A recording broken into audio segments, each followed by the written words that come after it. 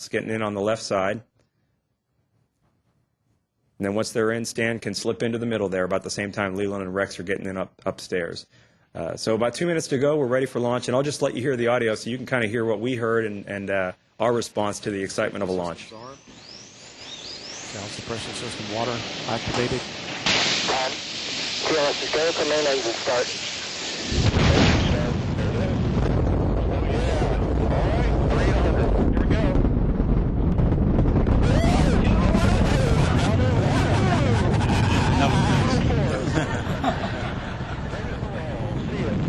It's really something watching it go. You train it hundreds and hundreds of times in the simulator, but nothing compares to the power of the orbiter as it leaps off the pad on the solids and goes from 0 to supersonic in just in the order of half a minute. This is a great view looking back at the orbiter from the tank, and here we're just going supersonic. You can see the shock wave flash through there, that little line in the film. After 2 minutes, we're done with the solids, so we jettison them, and there's a great video of us pulling away from the solids from a camera mounted there. A couple minutes later, we're going about 10,000 miles an hour. We roll heads up to get oriented for how we cut our engines off. You got a view of the Atlantic there in the background. After 8.5 minutes, we're going fast enough to stay in orbit, so we jettison the external tank that had all our propellant in it. You can see the orbiter, which is on top there, pulling away in just a second. Our reaction control system jets fire to push us away. All that haze you see is actually the plasma getting heated up by the orbiter. We're going about 17,000 miles an hour, and we're still in just a little bit of the atmosphere. Once we pull away from the tank, the first thing we do is both Hans and Leland have to unstrap quickly and get cameras because we need to get video and photos of the external tank so they can see the condition of it. You can see Leland there unstrapping, and this is video he shot out the overhead window at the same time Hans was shooting high-resolution still imagery. And that's the last of the propellant venting out of the external tank as it falls towards the Indian Ocean. Once safely in orbit, we open up the payload bay doors. You can see them moving there. And that allows us to start turning on the shuttle's robotic arm. You can see us deploying that right there. After Columbia, part of the thing that allows us to fly safely is the ability to inspect our heat shield, make sure that we haven't taken any damage on launch. And to do that, we use the shuttle's robot arm to grab this 50-foot-long inspection boom, which you can see being raised out of the payload bay there. The end of that is covered with cameras and sensors that we use to sweep along the sensitive parts of the shuttle and make sure we haven't taken any damage. This is video taken from one of those sensors as we bring the sensor package across the orbiter.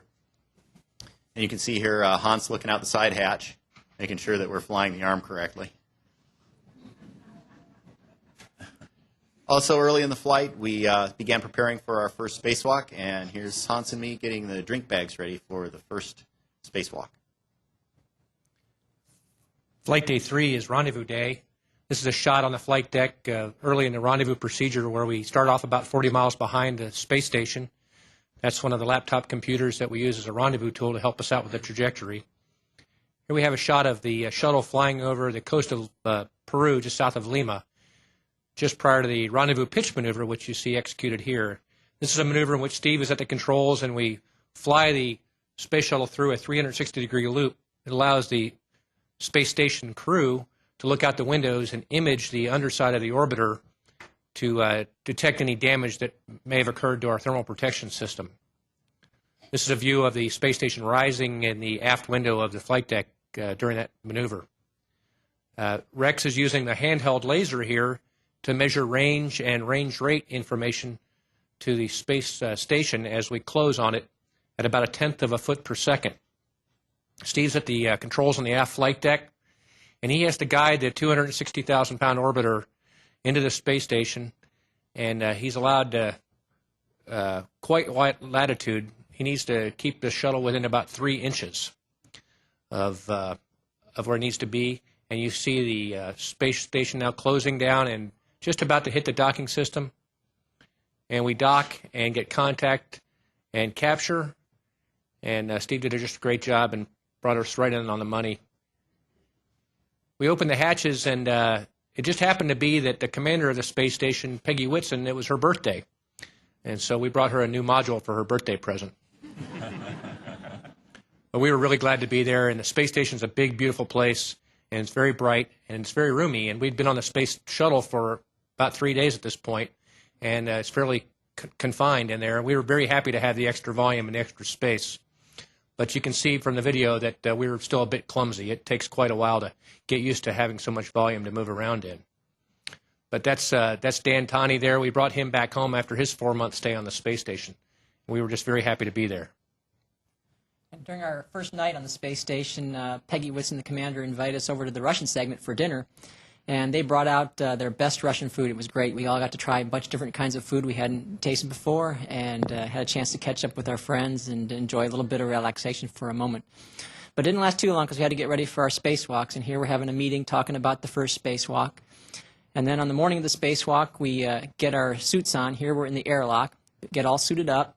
And then Steve and Peggy guide us into the airlock. And here they're putting Stan backing him into the airlock. And once he gets into the airlock, we can close the hatch, and then we can start letting the air out of it, just that small room. And once all the air is out of that room, then we can open the hatch and go outside and get to work. Now here you see just open the hatch for the first spacewalk, and right down there, right below me, was the Swiss Alps. It was just spectacular to see. But you don't have too much time to enjoy it because you got to get outside and go to work, but that's a lot of fun in and of itself. Now here we're in the payload bay of the shuttle. The first thing we're going to do is get the big Columbus module ready to be taken out and attached to the space station. So we have to attach what's called the grapple fixture, and this is what Stan's got in his hands here. That's a way for the big robot arm to grab onto Columbus, and we had to put it on the outside of Columbus. And here Stan's carrying it over to the module, and then we put it on there. He'll attach it here, push it down, and then we start drilling the bolts and driving them in so it'll stay nice and secure when Leland comes in with the robot arm to pull this module out of the payload bay. We also had to remove some panels to get that fixture attached, and here Stan's putting one of those panels back on Columbus, and then we bolt it down, and I'm working there right in front of him. We have great helmet cameras. This is a camera on one of the top of our helmets, and you can see Cape Cod there in the bottom going just under the tail. And besides the cameras, we also have lights so we can work at night because, we're half the time we're out there, we're in the nighttime. And so here's Hans working out in the payload bay at night, and you can see his area. We also have sun visors to keep our eyes from the glare, but once in a while you can raise your visor and say, "Hey guys, look at me, I'm spacewalking," and they take some pictures of you. And then the second spacewalk, we had a chance to get ready to change a nitrogen tank out. There's a nitrogen tank on the space station that needed to be replaced, and so we unwrapped it. And then I was riding here on the end of the robot arm, and Leland is pulling me out of the payload bay with this big old tank of nitrogen in my hands. It's a very stable work platform, though. It was great. They just drive you where you need to go, and then we're here at the space station, and we put this new nitrogen tank right in there and bolt it down and connect it up, and we're all set. Now, this is Dex, and he's inside the shuttle, and he is reading all our steps to us because we don't have room to hold on to a checklist outside, so he guides us through it. And this is myself, and here you see why we call Columbus our new shiny module. We had to outfit it with thermal protection covers and with handrails, and you see me here working outside at it. Whenever you have some time during an EVA, it's a favorite or a favor you should do yourself. Just look at the Earth.